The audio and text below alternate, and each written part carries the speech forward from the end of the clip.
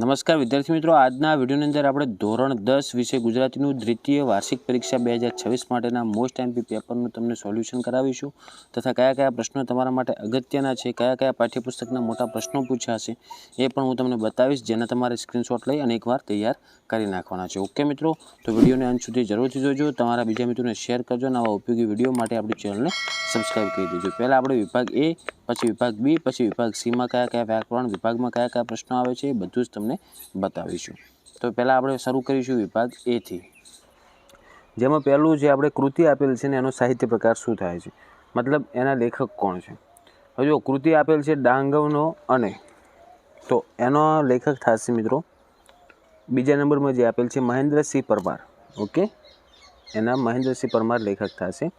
પછી બીજો પ્રશ્ન છે ગતિભંગ, એની અંદર જોડકું, તો એમાં જવાબ આવશે એના લેખક મોહનલાલ પટેલ. પછી ત્રીજો પ્રશ્ન વિરલ વિભૂતિ, તો એમાં આવશે ચોથા નંબરનો જવાબ, જેનું નામ થશે આત્માર્પિત અપૂર્વજી.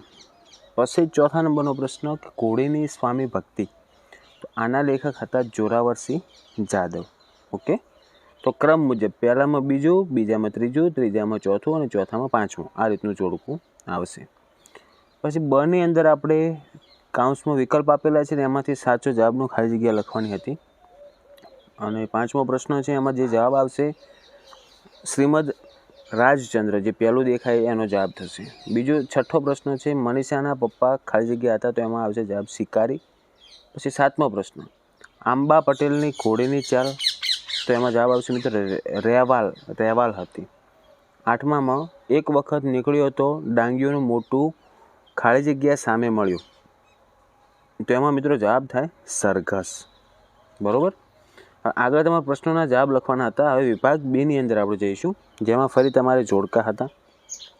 તો એમાં પહેલું છે 17મું જુઓ કે શિકારીને, તો એના લેખક થશે કલાપી થશે, ત્રીજો જવાબ આવે. 18મો છે બોલીએ ના કાંઈ, તો એના લેખક થશે રાજેન્દ્ર શાહ, તો પહેલો જવાબ આવશે. પછી 19મો પ્રશ્ન હું એવો ગુજરાતી, તો એના લેખક થશે વિનોદ જોશી, તો ચોથો પ્રશ્ન જવાબ થશે, એનો ચોથો જવાબ થશે. અને 20મો પ્રશ્ન દીકરી, તો એમાં એના લેખક થશે અશોક ચાવડા બેદિલ. બરાબર, હવે આગળ ફરી આપણે જેમ આગળ જે વિભાગીયમાં ખાલી જગ્યા હતી એવી રીતના ફરી ખાલી જગ્યા આવી છે. તો 21મો પ્રશ્ન છે ભણે નરસૈયો, તેનું ખાલી જગ્યા કરતા, મતલબ દર્શન કરતા કુળ 71 તાર્યા રે, તો એમાં દર્શન આવશે. 22મો છે પાતાળમાં ખાલી જગ્યા પરખાય, તો એમાં આવશે હરિવર.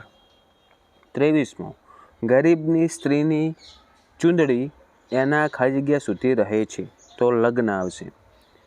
પછી ખોરડું નાનું હાઈકુના કવિ, તો એના કવિ થશે મિત્રો મુરલી ઠાકોર. ઓકે, મુરલી ઠાકોર એનો જવાબ થાય છે. હવે આગળ મિત્રો તમને પ્રશ્ન આપેલા છે, જેમાં જુઓ પહેલો પ્રશ્ન છે ગંગા સતીનું પૂરું નામ જણાવો, વતનની હદ પૂરી થતાં કોને પાછળ જવાનું છે, આ બધા પ્રશ્નો આઈએમપી છે.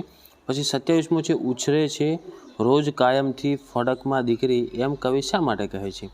પછી 28મો છે કવિ પક્ષીને પામવા શું કરવાનું કહે છે. 29મો કવિ ક્યાં સુધી મહુડીની છાયા તળે પડી રહેવા માગે છે.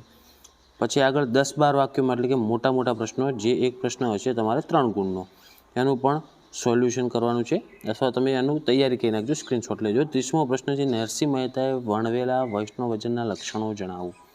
31મો છે ચાંદલીઓ લોકગીતમાં આલેખાયેલા કુટુંબ જીવનના મધુર સંબંધોનું વર્ણન કરો. અને 32મો છે માધવને દીઠો છે ક્યાંય, કાવ્યનો મધ્યવર્તી વિચાર સ્પષ્ટ કરો. ઓકે, તો આ બધા જ પ્રશ્નોનો સ્ક્રીનશોટ લઈ લેજો અને એકવાર તૈયાર કરીને જજો, જેથી આની અંદરથી પૂછાય તો તમને કામ લાગે. હવે નેક્સ્ટ આપણે વ્યાકરણ વિભાગ સી જોઈશું.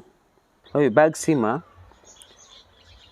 33મો પ્રશ્ન છે, જેમાં તમારે જોડી સુધારીને લખવાની હતી, પણ આગળ જોઈએ આપણે 34મો, જેમાં મનસ પ્લસ હર શબ્દની સાચી સંધિ શું થાય એનો જવાબ લખવાનો છે. તો એની સાચી સંધિ થશે માનસ હર. ઓકે, મનસ હર, સોરી. પછી 35મો છે કે રણછોડ શબ્દનો સમાસ ઓળખાવો, તો એમાં જવાબ આવશે દ્વંદ્વ સમાસ. પછી 36મો છે, જેમાં તમારે જોડણી ભેદ કરવાની હતી, તો એનો જવાબ નથી આપણે જોયો, પણ 37મો જુઓ ભૂખથીડો ભૂંડી ભીખ છે. ઓકે, તો એમાં ભૂખથી એ ભૂંડી ભીખ છે, તો એમાં અલંકારનો પ્રકાર કયો આવે, તો 37માં અલંકાર આવશે વ્યતિરેક. પછી આગળ 38માં પાલનહાર શબ્દમાં કયો પ્રત્યય આવે? તો એમાં આવશે મિત્રો પર પ્રત્યય. પછી 39માં જેમાં તમારે સમાનાર્થી શબ્દ શોધીને લખવાના હતા, જેમાં પહેલું છે ઉર, તો ઉરમાં એનો સમાનાર્થી શબ્દ થશે હૃદય. બીજો પ્રશ્ન છે ઉમળકો, તો એનો થશે ઉમંગ.